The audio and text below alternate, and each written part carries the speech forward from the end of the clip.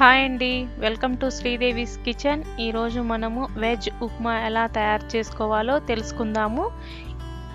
ఈ ఉప్మా తయారీలో నేను గోధుమ రవ్వ అదే మాదిరిగా కొన్ని రకాలైనటువంటి వెజిటేబుల్స్ ఉపయోగించి ఈ వెజ్ ఉప్మా తయారు చేస్తున్నాను. మామూలుగా ఉట్టి గోధుమ రవ్వతోటి ఉప్మా చేస్తే పిల్లలు కానీ పెద్దలు కానీ అంతగా ఇష్టపడరు. మనం ఈ విధంగా కొద్దిగా వెజిటేబుల్స్ నెయ్యి కూడా వేసి చేస్తే చాలా టేస్ట్గా ఉంటుంది కాబట్టి పిల్లలు కానీ పెద్దలు కానీ ఇష్టంగా తింటారు. ఇప్పుడు మనము ఈ వెజిటేబుల్ ఉప్మా ఎలా తయారు చేసుకోవాలో తెలుసుకుందాం. మనము ఉప్మా తయారు చేసుకోవడానికి ఏమేం పదార్థాలు కావాలో ఒకసారి తెలుసుకుందాము. కొద్దిగా పోపు గింజలు, పచ్చి బఠానీలు, సాల్ట్, బీన్స్, క్యారెట్, పచ్చిమిర్చి, ఉల్లిపాయ ముక్కలు, అదే మాదిరిగా ఒక టమోటా, కొంచెం ఆయిల్, అదే మాదిరిగా కొద్దిగా నెయ్యి కూడా తీసుకోవాలి. 2 కప్పుల గోధుమ రవ్వ, కొద్దిగా కొత్తిమీర, కరివేపాకు తీసుకుందాం. ఇప్పుడు మనము ఒక పాన్ పెట్టుకొని అందులో ఒక 4 స్పూన్ల ఆయిల్, అదే మాదిరిగా 2 స్పూన్ల నెయ్యి కూడా వేసి ఆయిల్ కొద్దిగా వేడైన తర్వాత ఈ పోపు దినుసులు ఇందులో వేసి ఒకసారి కలుపుకుందాము. ఇప్పుడు కొద్దిగా కరివేపాకు కూడా వేసుకొని అదే మాదిరిగా ఉల్లిపాయలు,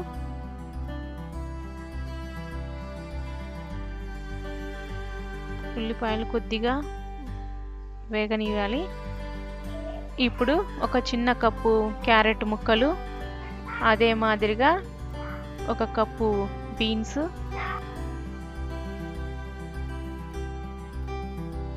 రెండు పచ్చిమిరపకాయ ముక్కలు, కొద్దిగా పచ్చి బఠానీలు, ఇవన్నీ వేసి ఒకసారి బాగా కలుపుకోవాలి.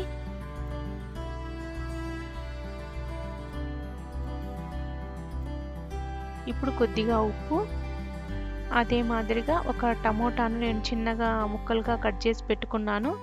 ఇప్పుడు అవి కూడా వేసి కలుపుకుందాము.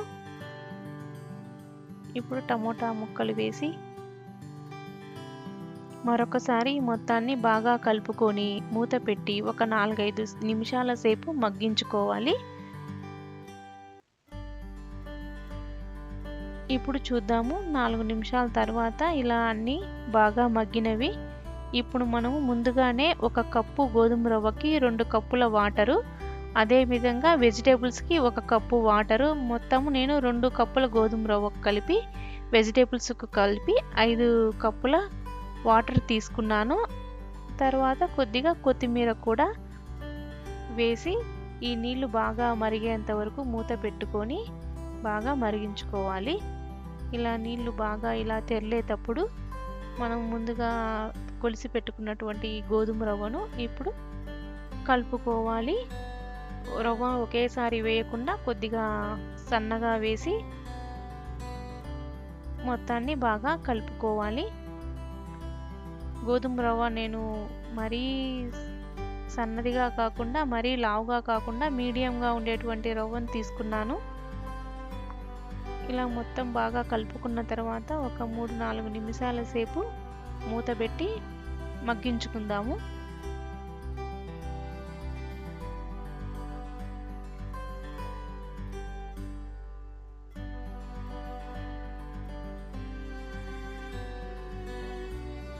ఇప్పుడు 3-4 నిమిషాల తర్వాత చూసి మరొకసారి బాగా కలుపుకోవాలి.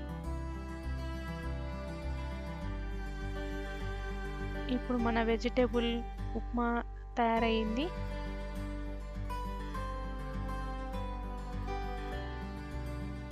ఈ వెజిటేబుల్ ఉప్మా పిల్లలకి చాలా హెల్తీగా ఉంటుంది, అదే మాదిరిగా ఇష్టంగా కూడా తింటారు. కావాలనుకున్న వాళ్ళు తినేటప్పుడు కొద్దిగా నెయ్యి కూడా వేసుకుంటే బాగుంటుంది. కావాలనుకున్న వాళ్ళు మన పల్లి చట్నీతో కానీ లేకపోతే పప్పుల పొడితో కానీ సర్వ్ చేసుకుంటే చాలా టేస్ట్గా ఉంటుంది ఈ ఉప్మా. మీరు కూడా ఈ వెజ్ ఉప్మాను ట్రై చేయండి. లైక్ చేయండి, షేర్ చేయండి, సబ్స్క్రైబ్ చేసుకోండి. తదుపరి వీడియోలో ఒక మంచి రెసిపీ తోటి మీ ముందుకు వస్తాను. బాయ్.